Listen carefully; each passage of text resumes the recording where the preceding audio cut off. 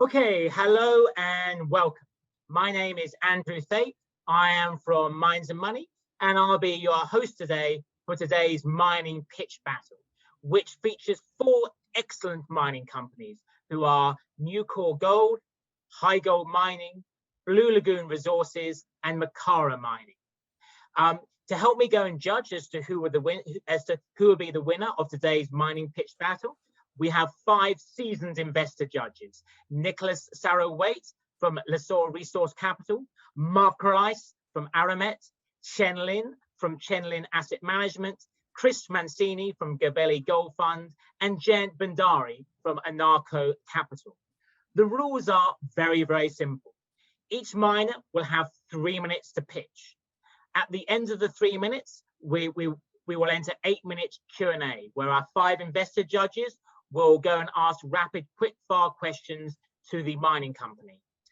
At the end of that first presentation, we'll move on to our second mining contestant, then our third, then our fourth. At the end of those four mining presentations and Q&A, which will be about 45 minutes, we will then go and ask our five investor judges if they had a hypothetical $1 million, who would they invest in and why? And then we should emerge, hopefully, with a winner. So without further ado, and after explaining the rules, I'd like to invite our first contestant up, who I'm going to invite Luke just to go and share his slides with us. And Luke, if you are ready to go, I'm going to hit your 3 minutes starting from now.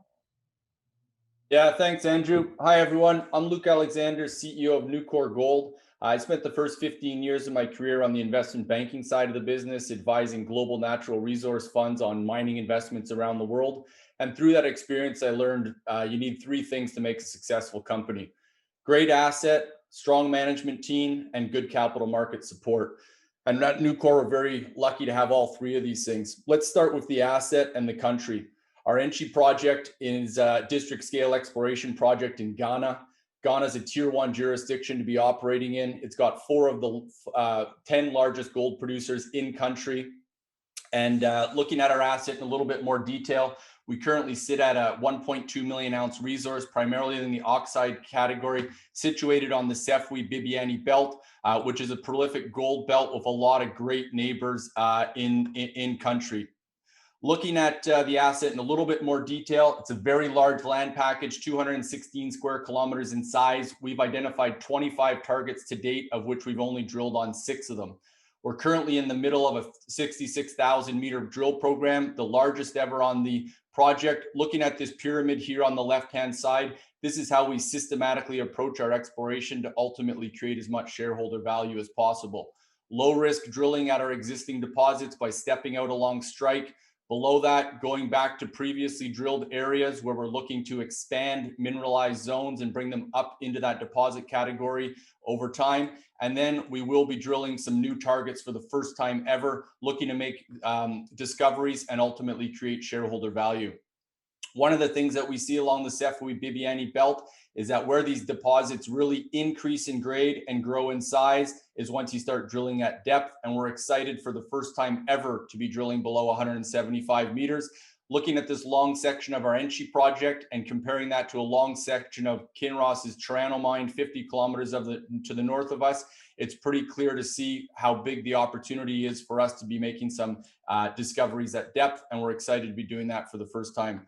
And the last thing is, you can ultimately have the best project in the world, but if you don't have money to push that project forward, it's pointless. And also to have the team. We're fortunate to have a very strong team with a proven track record of making shareholders a lot of money. We're very well institutionally backed, currently 35% owned by institutional investors. I think it's rare for a company of our size to have that kind of backing, and great to have them share the same long-term vision that we've got and that the multi-million ounce potential of our project. Last, we've got 5 investment banks currently covering us from a research perspective. Target price is $1.45 to $2, currently trading at $29 EV per ounce and 0.3 times our consensus NAV, and a really good capital structure with only 99 million shares outstanding. Thank you very much. Your 3 minutes is up. That was a fantastic presentation. Luke, can I please ask you to stop the screen sharing? Great. So without further ado, I'd like to throw it open to our 5 investor judges for their questions. Who would like to go first? Luke, how much money will you consume this year for this 66,000 meter of drilling? So I guess for the 66,000, I mean, the money goes back to when we started raising money back in July of last year. So we're fully funded for our entire 66,000 meter program. If you look, the cash at the end of the year was 17 million. We're obviously burning quite a bit at the moment because we are aggressively drilling. But the way we laid out our budget was we wanted to make sure we got as many meters into the ground as possible. As 32% owners of the business, we think that's how we'll create the most value for shareholders.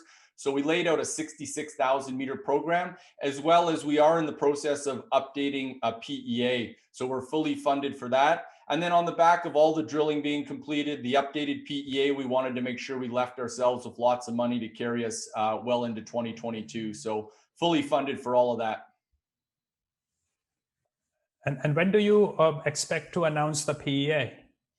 We put out a press release this morning just highlighting that we will have it out by the end of Q2. So, you know, in the next, call it 4 to 6 weeks. So by the end of June.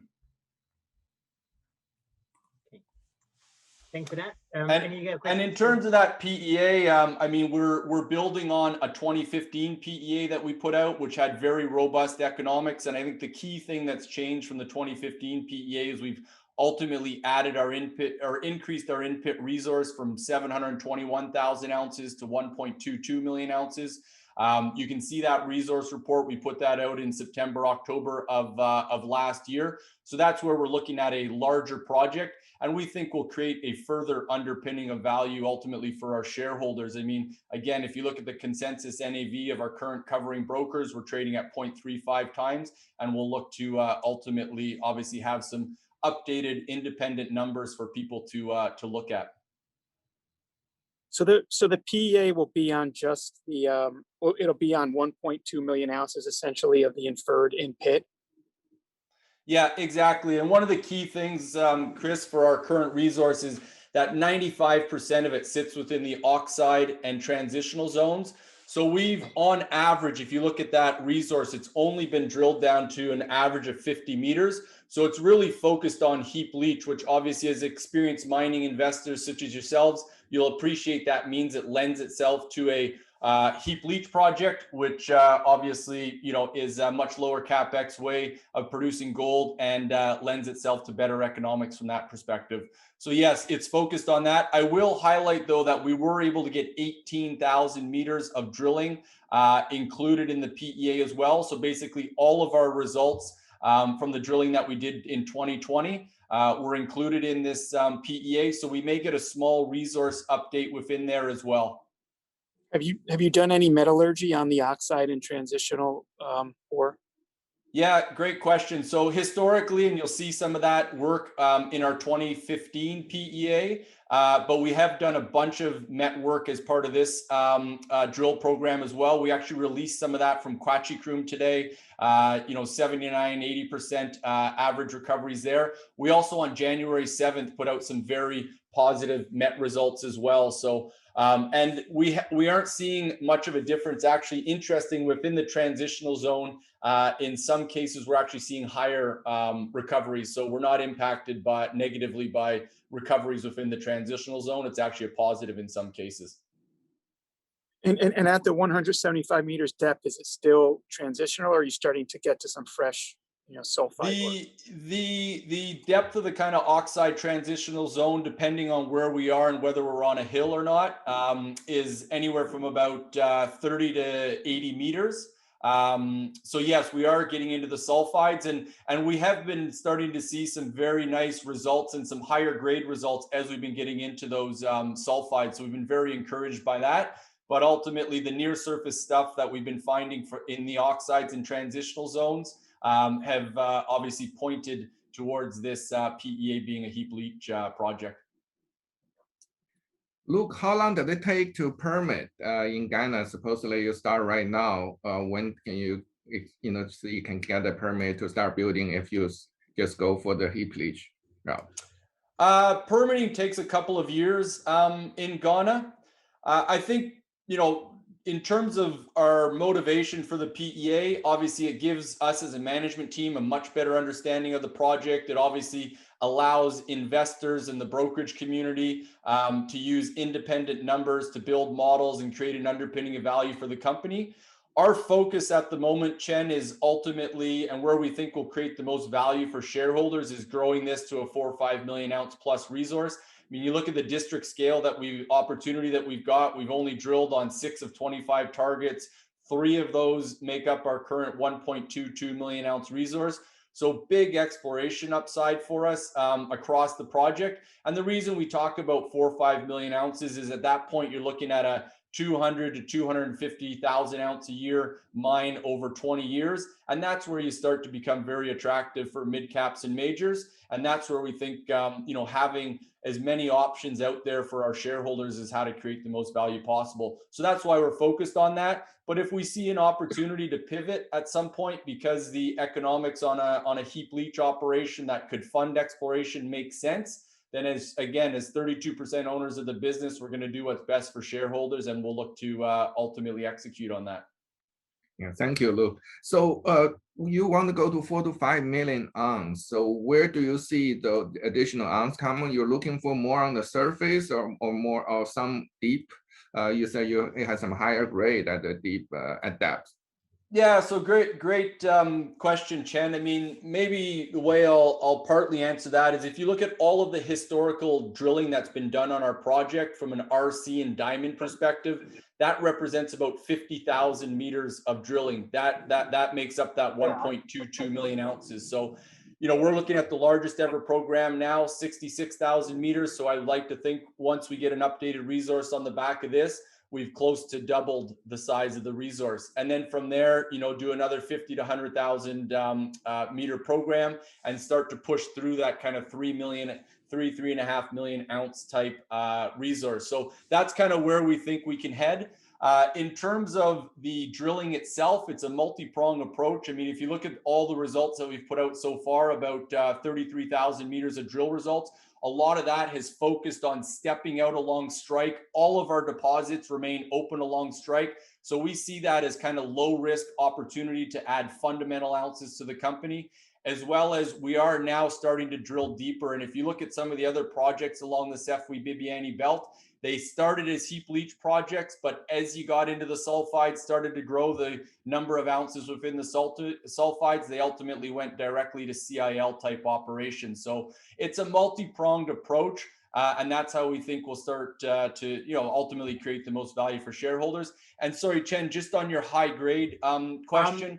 I'm very sorry, but your 8 minutes is up, Luke. So sorry about that. Okay. But I'm just to me the same rules for the same rules for everyone. But anyway, I thought that was a fantastic presentation and really, really great sort of Q&A there. Without further ado, I'd like to move on to our next contestant, who is Darwin Green, CEO of Highgold Mining. Darwin, if you are ready, I shall start the timer. Sounds good. Thank you, Andrew. Highgold, we're focused on high-grade gold in top North American mining jurisdictions.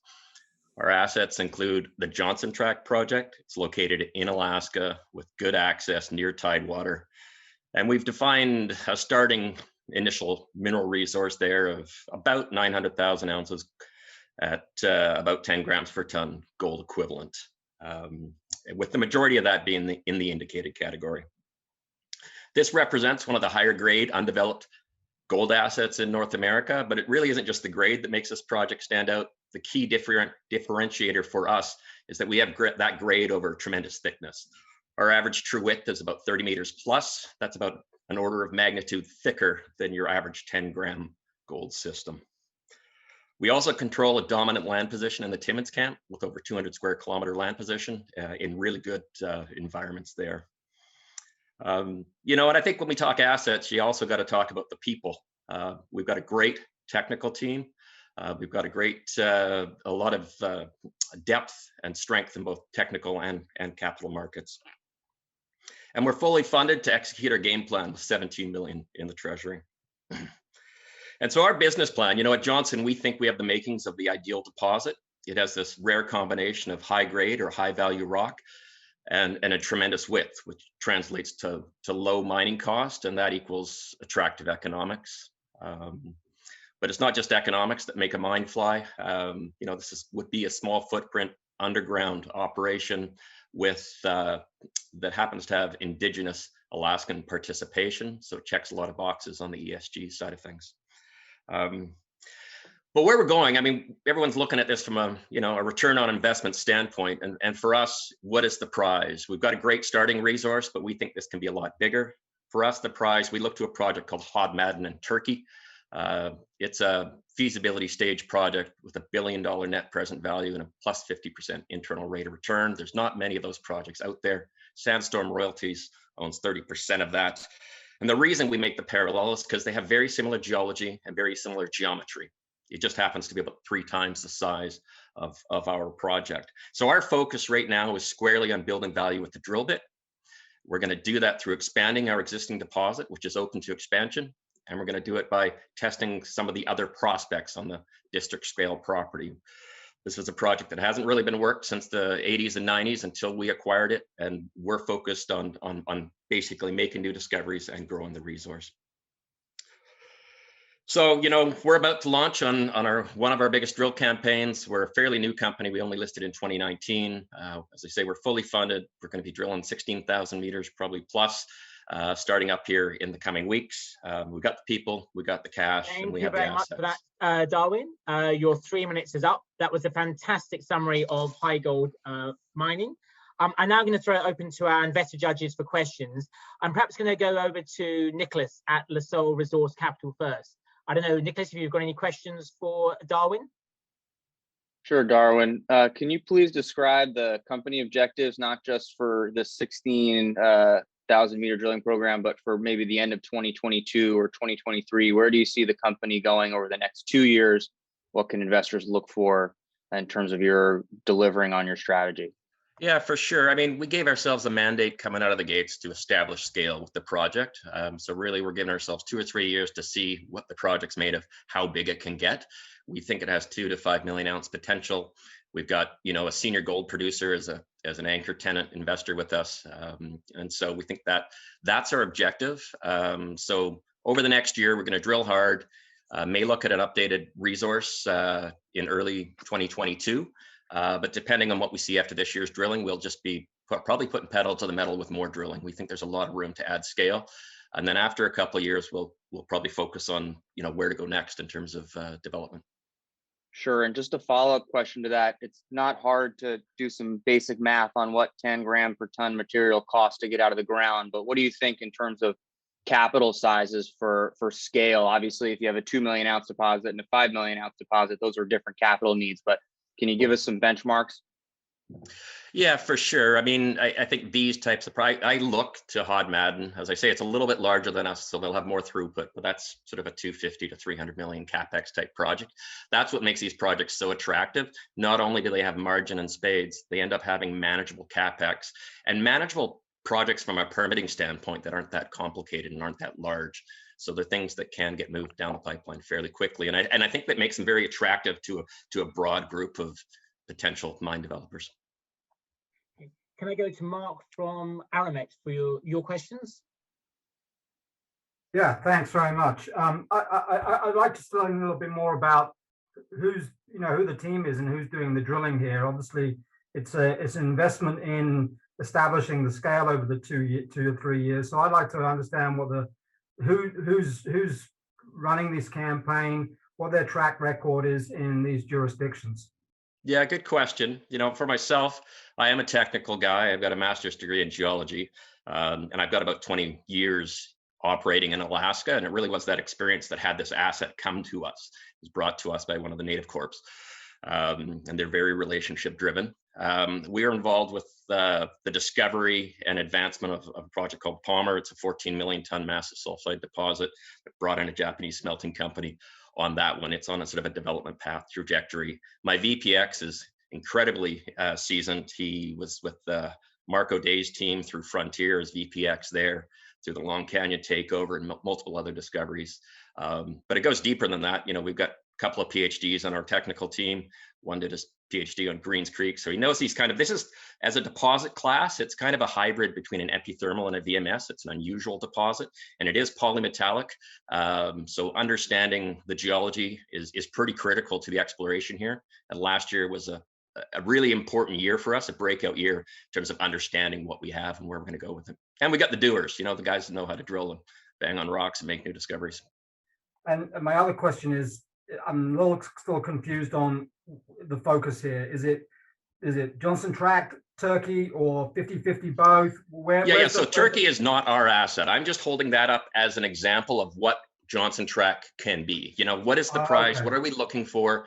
That's a good example because geologically, they're both really oddball deposits that are high-grade gold with high-grade base metals.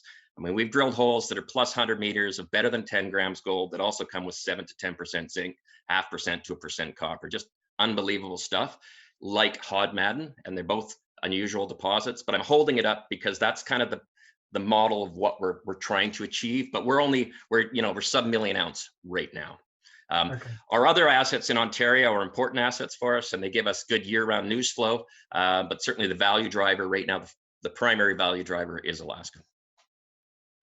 Okay, Thanks. Can we go to the other three investor judges for their questions? Darwin, what is the market capitalization of the company? Yeah, we got about 56 million shares outstanding, and I think we're trading around $1.40, $1.50, so 70, 80 million. And I'm curious why how you got hold of the project. It seems that the ounces must have been defined by an earlier party. Why did that party sell the project or let it go? For sure. I mean, it's an interesting history. I mean, those that know Alaska understand its sort of history when it comes to native land settlement. And it's actually a model globally in terms of how they resolve native land claim settlement. So the owner here is a for-profit native corporation. They selected the land in the late 70s, and they're great partners to work with. And there's really good examples like the Red Dog Mine, the Donlin Mine that are on native corp lands. Get a lot of political support generally on those projects. Anaconda, the big copper mining powerhouse, made the discovery in the 80s. They got out of the mining business globally, and the project then passed hands from a private entity to a company called Westman that had operating mines on the west coast of North America, one of which was called the Premier Mine. And they were actually looking at direct shipping ore from this deposit to the Premier. It was a break-even proposition. Gold was $3.50 an ounce. Shortly around that time, Bre-X happened. There was kind of the gold space went into nuclear winter, but they ended up shutting Premier down, and it's only now coming back to life with Ascot. And this went back to the native corps, who are making a lot of money in oil and gas and other ventures, and it just sat there. I'd worked in Alaska for about 20 years and I hadn't heard of it. I was a bit embarrassed when it got presented to me that I didn't know it, but there was no fundamental flaw. It's got great metallurgy. It's been de-risked because it's been looked at that way, and it's begging for more exploration, and that's what we bring to the table. How much does the company own of the project? We have 100% interest in the project. There is a royalty right for the native corp interest, and they do have a one-time back-end right for up to 25%. They would have to fund their pro rata share. So there's a lot to like on that. It's not dissimilar from, South 32's and Trilogy's Ambler project has a similar back-end. And how deep this 10 grams over 30 meters would be? What is the geometry of the deposit? Yeah, well, it's been tracked out in terms of where the resource sits. It's been taken down about 275 meters from surface and extended laterally about 300 meters. Our last year's drilling, which has not been included in the updated resource, or has not included in the resource because the resource was done last year, expanded the envelope by about double. I'm not saying we doubled the size of it. We weren't hitting quite as thick mineralization. And we were hitting some that was more polymetallic, but those are the dimensions, and you can access it laterally from the valley floor. So we're kind of on the side of a hill. You put a portal at the bottom, of the hill, and just drift in a tunnel in sideways, and you'd be right into the ore. So not a lot of capital to get in. And then you mine your way up for what we've defined to date. Presumably you keep mining your way down. Darwin, when do you start drilling this year? And when do we expect any results? Yeah, quite soon. There's a little more snow up there than we'd expected, so it's getting delayed by a little bit, but we should have the drills turn on first week of June. We've got 3 drills that we left on site at the end of last year, so they're ready to go. And then we'll drill right through to the end of October, I would expect. Okay. Results, thank you very much, Darwin. Your 8 minutes is up. So thank you very much for Darwin. Thank you very much, guys. Presentation. Great sort of like Q&A. We now, without further ado, are going to go on to our third contestant. Our third contestant, Rana, if you want to do your share screen, and hopefully your slides work, sort of third time lucky. Rana, if you want to do share screens. Okay, so it's Rana Big, President and CEO of Blue Lagoon Resources. Rana, the floor is yours. Thank you very much. Blue Lagoon Resources, I founded this company in 2019. I'm not a miner or an engineer. I'm an entrepreneur. I got in the capital markets about 10 years ago and started in mining, but unfortunately the sector was not doing very well. So after about 7-8 years of learning sort of the ropes, so to speak, I switched sectors, and my last deals that I took to the market have done extremely well. One's trading at about $12 billion at market cap. One's trading at, I just got sold for $2.1 billion, non-mining deals. I came into the mining sector, back to the mining sector in 2019 because I like mining, and I found this incredible project just outside of Smithers, British Columbia, called Dome Mountain. What I like about it is 3 key things in it. One is it's near production. It's truly near production. What I mean by that is that we expect to have that happen this year. It's not a big mine. It's got the mining permits, it's got environmental permits, it's got the First Nations sign off,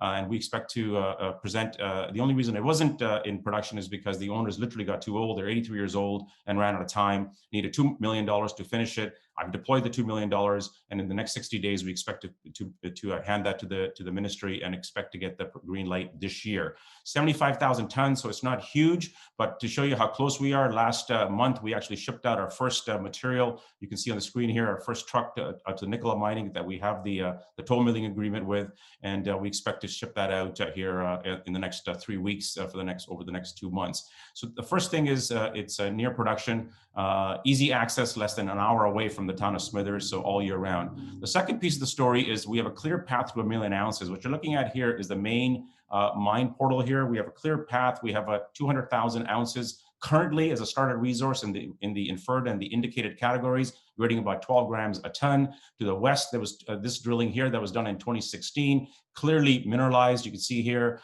the only reason it's not in our resources is because it hasn't been drilled out. So that's a low-hanging fruit. All we have to do is go drill this out, and we'll easily get this to 450, 500,000 ounces. It hasn't been drilled to depth, 160, 170 meters at most. And we went in there and we drilled to 338 meters, hit 3.13 meters at 18 grams, almost gold and 70 grams silver. So we know we can once again add significant ounces. And then to the east, we drilled the Boulder vein, and what's most interesting is this mag feature. This was all mineralized, by the way, all these drill holes. And then to the east, when we drilled, we saw this incredible mag feature, which is about a kilometer and a half long, and that looks like it's the extension of this the Boulder vein. And so, and then the last piece is there's another 15 other high-grade veins and lots of blue sky on this property. We have $3 million in cash. We have no debt. And we have $5 million in the money warrants. I personally own 5% of the company. We put in $2.2 million into this company. And why would you invest? Thank you very much, Rana. Your 3 minutes is up. That was, again, a fantastic and concise presentation. I'd now like to throw it open to our investors for questions. And I'll probably go to Chris Mancini from Gabelli Gold Fund first. Chris. Oh, hi, Rana. Thanks. What's your market cap? We're currently about 37, 38 million. Okay. And so have you drilled on it? So you have 200,000 ounces in inferred at 12 grams per ton. And then you're combined inferred and what's that? Okay, sorry. Okay, inferred indicated. That's 75,000 tons. What was that? You're producing something like you're mining 75,000 tons per year. 75,000 tons per year. Okay, and then and you're actually mining now, and you're gonna toll treat some of that. We are just months away from getting the green light. We have all the key permits are all in place, and as I said, the only reason it's not in production currently is because there were 3 amendments that had to be done, $2 million that the owners literally ran out of time to deploy. We've done that now, and we expect to have, we're about 75% done through those amendments, and we expect to give the ministry everything within the next 60 days. Have you, and for that, so in terms of the 70, do you intend to mine 75,000 tons over the next 12 months? Absolutely. Yeah. And that's the smallest part of the story. And this is why this project has been under the radar. Most people have dismissed it because they said, oh, it's too small. Absolutely, it's too small. But as an entrepreneur, the first thing that I recognized was that's the whole key. You know, it takes 20 years to get a mining permit in British Columbia. The average is 14 years. We already have it. So the key to this project is get it in production. It'll cash flow very nicely. We'll produce about 28,000 ounces a year. And that's just the gold, by the way. There's a 4-to-1 ratio. There's a 1-to-4 ratio for gold to silver. So there's a lot of silver there as well. That's going to help pay for all my G&A. So the key to this project is get a cash flow, and then the 19,000 hectares of the other area that has been unexplored. When we ran the first airborne survey ever on this property, the whole thing just lit up. Have you drilled on any of those mag targets? You have. Yes. So, and what like so these are other veins that you've that you are kind of veins that appear like vein appearances or whatnot that you've drilled on, and what kind of results have you got? We've got well, all the results have been anywhere from 15 grams to all the way to 197 grams, anywhere from 1.5 meters to about 3 meters. So it's and they're all news release. You can see it on our website. Okay. All right. Thanks. We just started a 20,000 meter drill program in January. We've done about 7,700 meters so far, and we're just waiting for breakup to finish, and we're going to start drilling again in about 3 weeks. Okay. Thank you. Rana, can you talk a bit about the economics of the project? Obviously, given the rules of what I can and can't say, it's kind of limited. But we've done some internal studies, and the economics are looking really good, because remember, all of the development and infrastructure is already done here. There's 1,000 meter of drilling, tunneling, a tunnel that's already in place right to the face of the main vein. If you go to our website, there's a short 2-minute and 9-second video that'll show you the landscape and the infrastructure, all the buildings, the generators, everything is in place in order to start mining from day one. What's the gold grade? The gold grades are 12 grams plus currently. And what are the widths? The average, it's about 2.5 meters. We average about 2.2 meters. And my technical team tells me that it's a pretty unique in that it doesn't pinch and swell very much.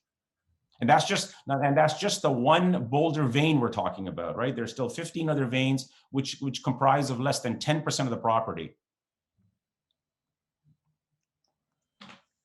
So you're not building a process plant yourself. You will continue to process the rock at Nicola's process plant. The only expense you have is to actually mine the rock. Is that correct? Yes, Jayant. My approach is the entrepreneurial approach, right? Rather than trying to rock the boat and take 3, 4, 5, 6 years, who knows how long, and $40 million to put a plant there. My sense of this project was, and what I liked about it is take advantage of the permitting, take advantage of the price of the gold, get it into production, get it cash flowing, and live the dream of every, exploration CEO, not have to go back to the market again, and use the multi-million dollars that we produce that are free cash flow, put it back into the ground, because we think we're sitting on a multi-million ounce project here, which is why I personally, just added another 1 million shares to my personal position about 2 months ago. I own now about 5% of the company. And as I said earlier, me, my family, and my 5, 6 of my closest friends have put $2.2 million so far in this company, because we believe this has been very under the radar. Everything's been done on this project, including the metallurgy, which was done by Nicola by processing 6,600 tons, got 95% of the recovery on the gold and 90% on the silver. And as I mentioned, we got $3 million still in treasury. We have no debt. We have $5 million in the money warrants. This 7,000 plus tons that I'm about to ship and starting in 3 weeks to Nicola will generate, easily another $1 million, $1.2 million for us net to the treasury. So we're sitting in a very nice, comfortable position where we can take that money, not to worry about all the capital requirements and the timeline required to do a mill, but deploy it into the ground to show that we have a much bigger play on this property. Rana, in your permit, how many tons per year can you dig out this area? Can you currently 75,000, Chen, is currently what we're permitted for. So out of the 75,000, what kind of cash flow do you projecting, assuming you toll milling, you have certain agreement with the other mill? Well, I only hesitate to say this in a presentation like this because, as you know, there's a lot of rules around making projections. But I'm happy to speak to you about that privately. But I can tell you that if you do the math, 28,000 ounces is what we expect to produce just on the gold. Right, cost is in line with most mining in BC, and at 1700, we ran our numbers at 1550 gold, and it's double digits that we'll be able to cash flow in our estimation. Oh, you said you have a lot of warrants in the money. So what's your share structure? Can you tell us? 72. We're currently sitting at about 72 million shares outstanding. We're trading at about 59 cents. We're sitting at around $39 million market cap. We think we're extremely cheap, and that's why we think that this is a good investment right now. Okay, I think we're just at the 8-minute mark, so I'd just like to go and thank Rana for an excellent presentation and some excellent Q&A again from our investors. I'd now like to invite my colleague Kelvin, if we can just do a screen share from our last contestant, but by no means least, who is Grant Hendrickson, who is Director and CEO of Makara Mining. So Grant, I'm now going to hit the 3-minute timer, and the floor is yours. Thanks, Andrew. Makara is a very junior mineral exploration group operating only in North America. Our focus is on gold, copper porphyry systems. We formed the company just over a year ago. Some of us had quite a bit of experience in very large gold copper systems and porphyries. And we got back to North America from Asia. We wanted to get involved in this space again, and we think it's one of the best things to look for. And the picture here is working in the Yukon. We acquired 2 projects after a lot of due diligence. We liked the casino area particularly, and there was a property came up in that area called Rude Creek, which we liked the structural setting particularly. It was similar to one of the big porphyries I'd worked on. It's a world-class deposit. And we did a lot of shallow RC drilling last year that most all holes intersected gold, silver mineralization, and base metal mineralization. This area of the Yukon hadn't been glaciated, so there's a very good work can be done with soil geochemistry. So we were following up many gold, silver anomalies in soils, and also we've done geophysics and geochemistry and geology. We've liked what we've seen, so we've expanded the project very quickly now to 8,500 square kilometers. In this picture, on the background, on the right-hand side is where the casino deposit is. And yesterday, Rio Tinto announced an 8% interest in casino. So that's going to bring a lot more interest to this area. The only problem at this point in working, this is the casino picture. You can see the leach cap, it's outcrops and the drill roads. Our property's on the distant, just under the word developments there. The problem with the Yukon, though, is a very short season because of the climate. So we wanted another project. We have the capacity to do at least 2 projects at a time, and our technical team is growing all the time. So we like Nevada very much. These are both places that are excellent mining jurisdictions, and you can get into production. And the talent is there. The pool of geoscientists is good, and there's lots of drillers, so you can do things. And with COVID issues, that was very important. So we in Nevada, we look for a project that had porphyry gold copper potential, and this property came up to us, and we liked it very much, and we've taken an option on it. There is an existing mine that's closed down that FMC's Paradise Peak mine was on the western boundary, and that was a gold silver high sulfidation system. There was another old mine that was never mined, but it was been drilled. I'm sorry to interject, Grant, but your 3 minutes is up, Grant. So okay. Thank you very much for a great presentation. If I can just ask my colleague Kelvin just to stop the screen share. And okay, now we've stopped the screen share. I'd now like to throw it open to questions, but we'll go to Mark Rice from Auramet first. Thanks, Grant. I'm very familiar with Yukon, was involved with Victoria Gold, love the Yukon as a jurisdiction for doing business. Nevada, we all know about as a great jurisdiction. And you know, I guess copper is the one of the metals of the moment. Ticks all the boxes in terms of metals and locations. But give us a little bit more about your team and what you've done, and how you're going to be, why you're going to be successful again. Well, the team is experienced in porphyry systems. I've been using consultants. I worked at OT in Mongolia for about 15 or 16 years, and I've called on a lot of my friends that I worked with there. Some of them are real world-class porphyry copper geologists. We're getting them right reports. These reports are very important for financing, and so that process, I think we've done 6 different reports. Everyone who looks at the data, who has been very experienced, likes the situation very much.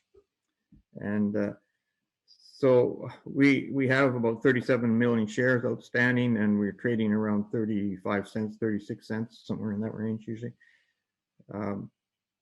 So I think we're so you say you've done reports. So what reports have you done? What tangible data can we hang our hats on here to invest money in you at this point? Well, some of the reports were very focused on the drilling. We drilled about 20 RC holes and detected quite a bit of gold and silver and base metal veins. So technical reports were written on the significance of that, and geological modeling using Leapfrog was done. But all of that was in preparation to make sure we have a very good handle on how we want to do deeper drilling with core drills instead of RC. So this year's program will be much more focused on core drilling, probably 7,000 meters and about 33,000 meters of RC drilling to continue the definition of soil anomalies. Okay, and where's that drilling going? Is that going into Yukon or Nevada? And how much money are you going to be spending on drilling, and how much cash do you have? The drilling I talked about is all for the Yukon project, because there's 3 contiguous projects. We call them the Idaho. There's a large IP anomaly on the Idaho already defined. It's has widths of about 800 meters and a strike length of about 3 or 4 kilometers. It's about 250 meters deep or 200 meters deep. It's had shallow RC drilling in the past on it that defined some samples, soil samples up to 4 grams gold, and some base metal veins were intersected in this shallow drilling. But the IP survey came after the drilling, so it wasn't really focused on. But we now know this is a very large system. In some points, the width gets up over a kilometer. But how much is it going to cost you to do this drilling, and how much cash do you have right now? Right now, we're raising money for this. It'll be about $4 million program in the Yukon. In Nevada, it's about $500,000 US, the program, because it's very early stage. We just acquired that project. And what's your corporate G&A? Right now, we expect to be able to raise about $5 million, and we at this point, we haven't finalized our financing on this project. We don't have the cash to do that much drilling at the moment, but we have very good indication we will have that soon. We are no problem to do the project in Nevada. We've done the private placements for that project, but we're working hard on the bigger program in the Yukon. Okay, thanks. Thank you for those questions, Mark. can I just bring in the other investors as to what questions you'd also like to ask Grant? This is quite What's early the business stage. strategy? It's to advance these projects to a point, and then maybe in 2 years we would talk to the majors. We think both of them are very good. Geological merit is very high, and we think we will be successful, but they're expensive projects to take forward a long way. So our program will be to talk to the majors after about another year or two to where we have much more to talk about and a lot more drill core to look at. It's hard to find a porphyry system that's been so under drilled. Most of the places I work in the world, we start with a couple hundred holes drilled by previous operators, with probably a lot of bad orientation of drill holes. So we're trying to make sure when we do start serious drilling, we've got the orientations down. I don't want to have to, re-drill a bunch of holes and stuff like that. It's expensive. So it's hard to see any porphyry system in the world that exists by itself. Most of them are along the structural break that controls them. And if you can define the structural break, you usually will find all the porphyries starting to line up. And this is certainly what happened in OT in Mongolia. And so Casino, I don't think exists by itself out there. It's just one of a series of porphyries that will be found. Okay. More questions from the investors?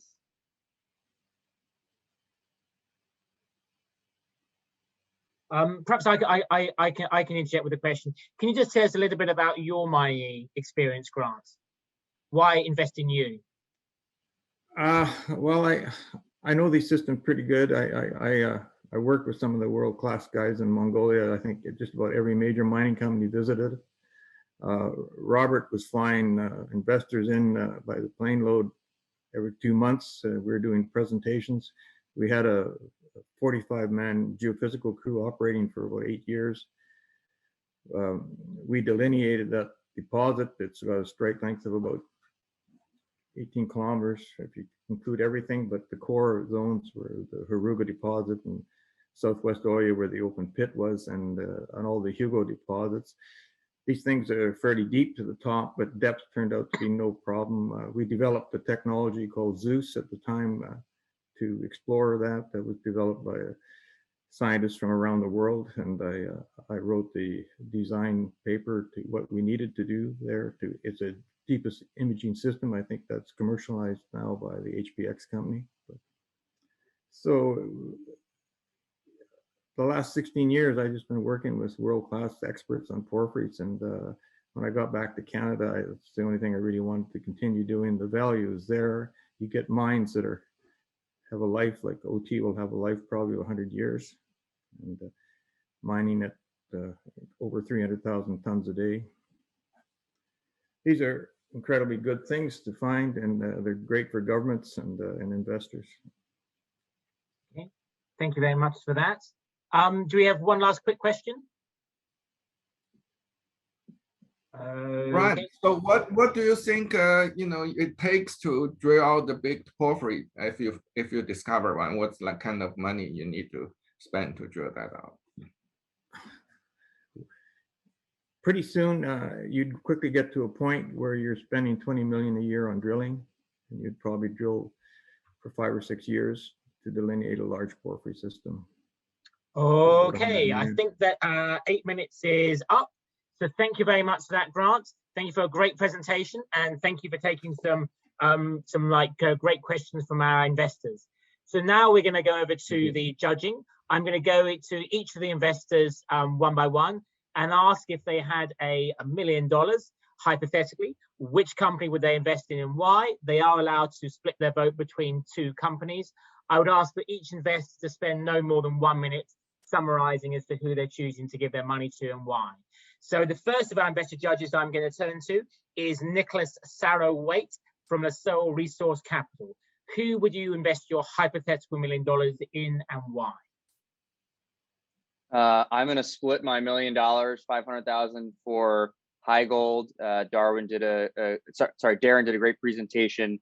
Grade cures all, and that sort of zip code of 2 to 5 million ounces, and the 250,000 ounce a year is where you get to. Those projects don't hang out very long. And then the next $500,000, I would invest in Makara. Grant, I think there's a lot of information that we would need to understand about your company, but you've clearly been an elephant hunter, and I think that the world's gonna need elephants. Very, very shortly, a 5 to 10 year time horizon, which is what you're talking about. That would be a place that I think is extraordinary upside for an investment in a junior mining company. Okay. Thank you very much for that, Nicholas. Next, I'm going to come to Mark Rice from Auramet. Where would your $1 million go and why? It's a tough choice. I like copper, I like Yukon and Nevada, but I think it's a little speculative at this time, earlier stage for my liking. I think Highgold and Blue Lagoon are both very interesting, good jurisdictions. I like Blue Lagoon, be able to produce some cash, perhaps. Rana was a little bit loose on, wasn't very specific on what the economics might look at, so it's hard to make that decision. Highgold, clearly with grades like that, Alaska, and a good team could do great. But I'm going to go all in on Newcore. I like Ghana. I think the Newcore has a great team. People have done it before, made money for investors before. I think Ghana is a place where they can attract capital. And I think if they get it to that sort of scale, we've seen M&A action already with Carnival. So that's where I put my money. Okay, thank you very much for that. Next, I'm going to go to Chen Lin from Chen Lin Asset Management. Chen Lin, where does your $1 million go? Yeah, hi, very interesting companies. Actually, I find all four are very fascinating. It will be a difficult choice. I probably will go split between the Highgold and Newcore. The reason is that both are in the elephant country. Okay, so one hole can change the picture. I mean, they already have a good base, and then we are doing exploration. They're going to do a very active drilling this year.